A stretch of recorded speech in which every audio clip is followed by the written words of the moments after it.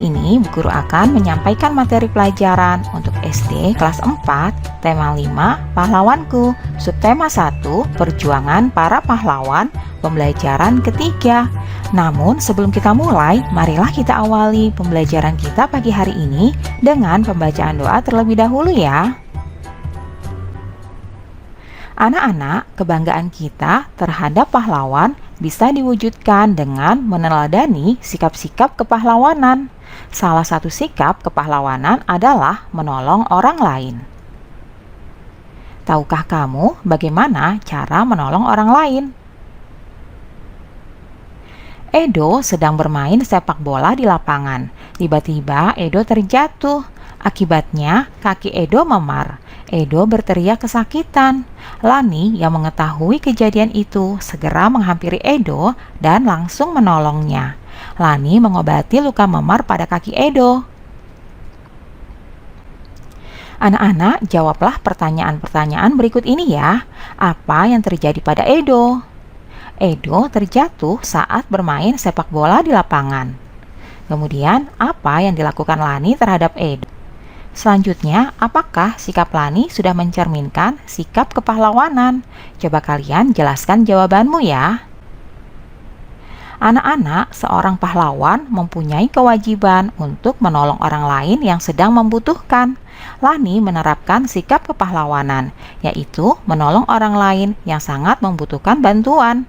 Lani mengobati Edo yang sedang luka memar. Nah, anak-anak, bagaimanakah ciri-ciri dari luka memar? Nah, berikut ini adalah tahapan mengobati luka memar ya anak-anak. Yang pertama, kompres bagian yang memar dengan menggunakan kain bersih yang dicelupkan dalam air dingin. Kemudian, jika terjadi pendarahan, kompres bagian yang luka, kompres dengan air hangat dulu selama 15-20 menit. Tujuannya supaya pembuluh darah melebar dan darah lancar sehingga proses penyembuhan lebih cepat. Selanjutnya langkah ketiga, setiap 3 jam sekali, ulangi pengompresan dengan menggunakan kain bersih yang dicelupkan ke air dingin dan air hangat secara bergantian. Anak-anak, Raja Balaputradewa merupakan raja dari Kerajaan Sriwijaya. Balaputradewa menjadi raja di Kerajaan Sriwijaya sekitar tahun 850 Masehi. Pada saat pemerintahan Raja Balaputradewa, Kerajaan Sriwijaya mencapai puncak kejayaannya dalam bidang ekonomi, pendidikan, dan juga kebudayaan. Balaputradewa berjuang membangun armada laut yang kuat. Tindakan itu bertujuan supaya jalur pelayaran di wilayah Sriwijaya menjadi aman.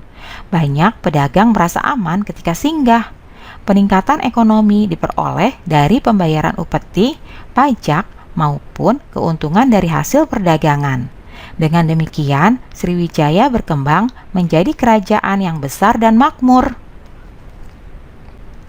Anak-anak, dari semua perjuangan yang telah dilakukannya, setujukah kamu apabila Raja Balaputradewa dikatakan sebagai pahlawan? Coba kalian jelaskan jawabanmu ya. Raja Balaputradewa dapat dikatakan sebagai pahlawan karena Raja Balaputradewa sudah melakukan banyak hal, diantaranya adalah membawa Sriwijaya menuju puncak kejayaan. Yang kedua, membangun armada laut yang kuat. Dan yang ketiga, tegas dalam memimpin, sehingga Raja Balaputradewa dapat dikatakan sebagai pahlawan. Pantang menyerah merupakan sikap yang perlu diteladani dari seorang pahlawan. Kamu juga dapat menerapkan sikap tersebut dalam pembelajaran ya, misalnya ketika melakukan percobaan. Kamu sudah pernah melakukan percobaan tentang cahaya. Masih ingatkah kamu tentang sifat-sifat cahaya? Nah, berikut ini adalah sifat-sifat cahaya. Yang pertama, cahaya merambat lurus. Yang kedua, cahaya menembus benda bening. Yang ketiga, cahaya dapat dipantulkan. Dan yang keempat, cahaya dapat dibiaskan. Itulah sifat-sifat cahaya ya anak-anak. Anak-anak, mata kita berfungsi seperti teropong cangkir. Cahaya menembus lubang kecil bernama pupil dan berhenti pada layar yang disebut retina. Proses ini membuat gambar terbalik. Saraf mata menghubungkan retina dengan otak yang membalikkan gambar ke bentuk sebenarnya. Nah, berikut ini kita akan membuat cakram warna ya anak-anak. Langkah-langkah yang harus kita lakukan, yang pertama adalah buatlah lingkaran pada karton putih dengan jari-jari 10 cm. Kemudian, bagilah lingkaran tersebut dengan 7 bagian yang sama besar. Selanjutnya, warnailah masing-masing bagian sesuai dengan warna spektrum cahaya secara berturut-turut dengan menggunakan pensil warna.